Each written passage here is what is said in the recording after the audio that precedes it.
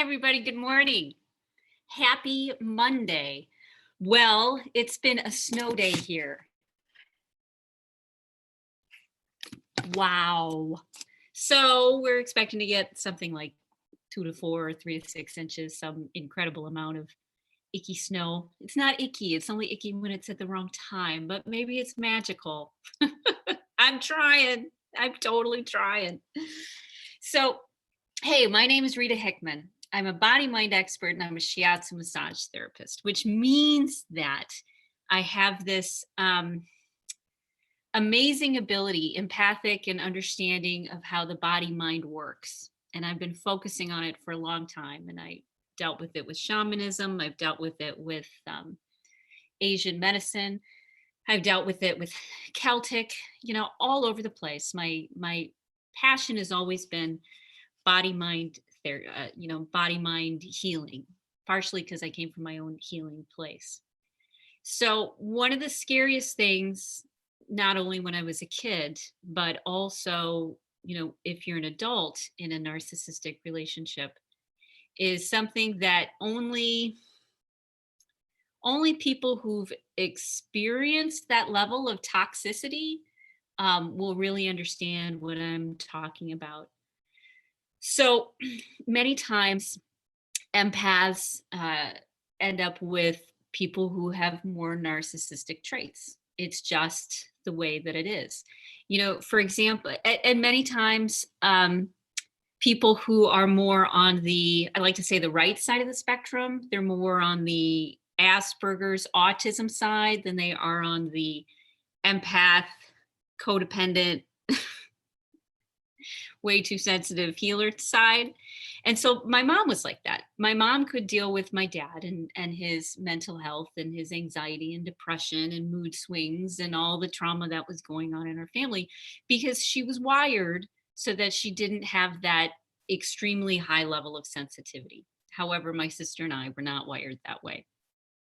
And so one of the very, very scary things was the unexpectedness of conflict, the unexpectedness of a blow up or a blowout. And it turns people who are more sensitive, who aren't as prepared for it, into having their nervous system ends up on high alert constantly. And then when it's on high alert, it develops digestive problems, develops joint problems, it causes fibro flare ups, it creates migraine headaches. I mean, it's all sorts of crazy things.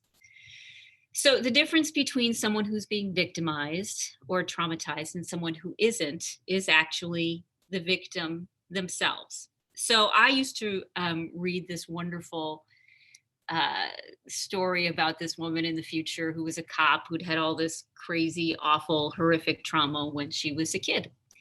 And she surrounded herself with people who were okay with that. We're okay with her dealing with her PTSD, okay with her dealing with her trauma and her very, very narcissistic tendencies. So the people around her were not victims because they developed the tools and the skills and the wisdom and the confidence and connection with her so that it wasn't a victimization. And they had the confidence to also, let's say, call her on it when when they went too far. So if you don't have an internal alert that says danger, Will Robinson, then you're probably in a relationship. You're more comfortable being in a relationship with people who are more volatile. People who deal with more mental health because that just doesn't bother you as much. So. But otherwise, if you're on the other side of the spectrum, and if you're watching this video, then you're more sensitive, intuitive, tuned into spirit, tuned into how the universe works, to higher levels of thinking, to a higher consciousness, to bigger pictures. You're probably tuned into that. And so it's likely that you've experienced a lot of traumas in your life. Trauma is something that's unexpected, that you feel you have no control over, that you're not able to process through. It's either too scary or you were trained not to, or you're confident, or you're impaired, on some sort of, on all the things that we impair ourselves with. And so trauma after trauma may happen when you're in a relationship with someone who's dealing with anxiety or depression or bipolar or dealing with their own complex PTSD or ADD or ADHD.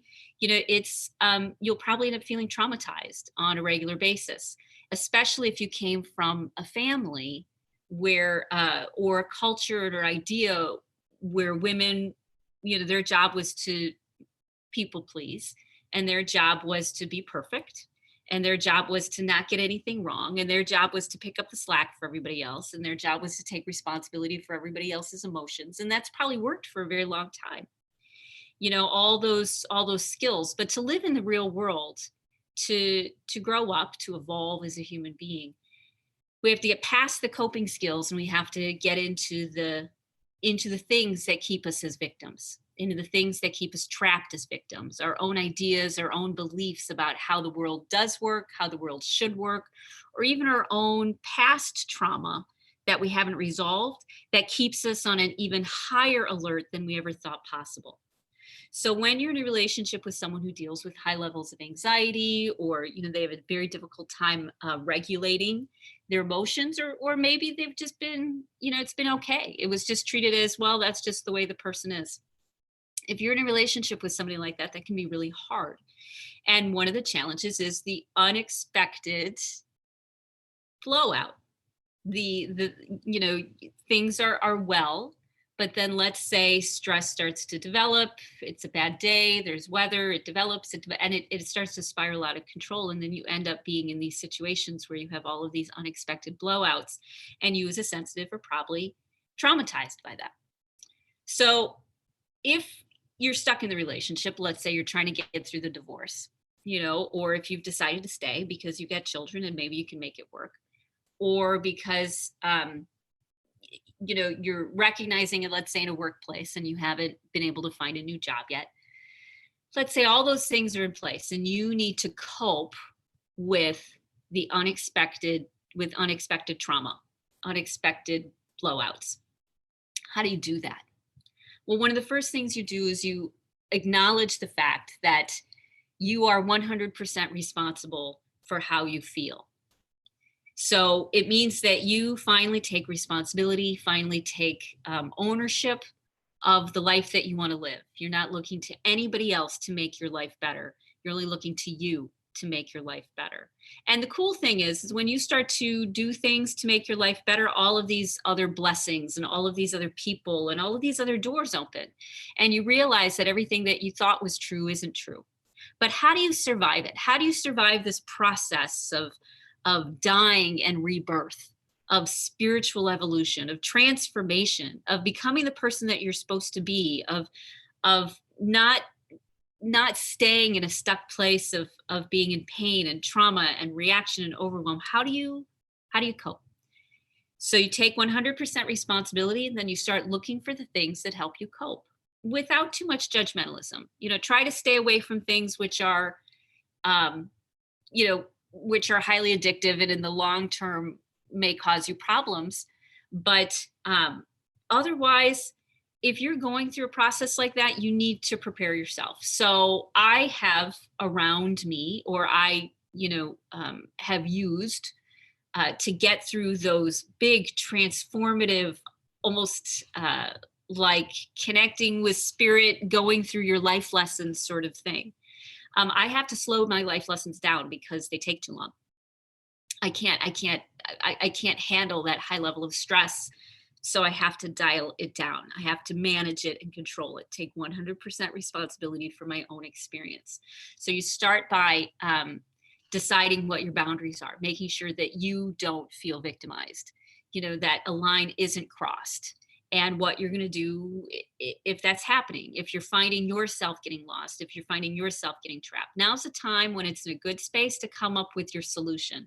What are you going to do? How are you going to handle it when the next unexpected episode occurs? How do you want to handle it? What's important to you? What boundaries do you have?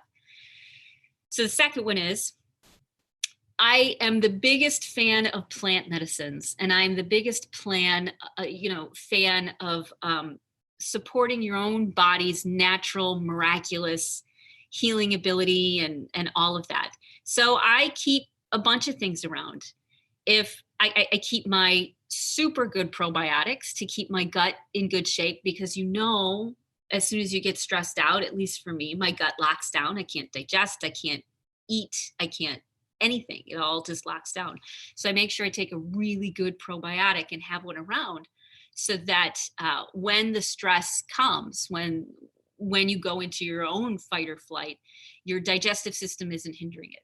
Same thing with vitamins. I use a really good vitamin, and I especially keep them around and stay diligent about them, because if your body doesn't get the resources it needs, the nourishment that it needs, then it's not going to, mentally and emotionally, you're going to crack. You're going to crack in half. I do also keep regular pharmaceuticals around. So I'll keep Xanax around, and definitely, I'll take 1/4 of the lowest dose, but having it there so that you can manage, so that you have something that will help you dial it down when you need it. I always keep GABA around. My favorite thing right now are these GABA gummies that are at Walgreens, believe it or not. And so I'll pop the gummies and do that.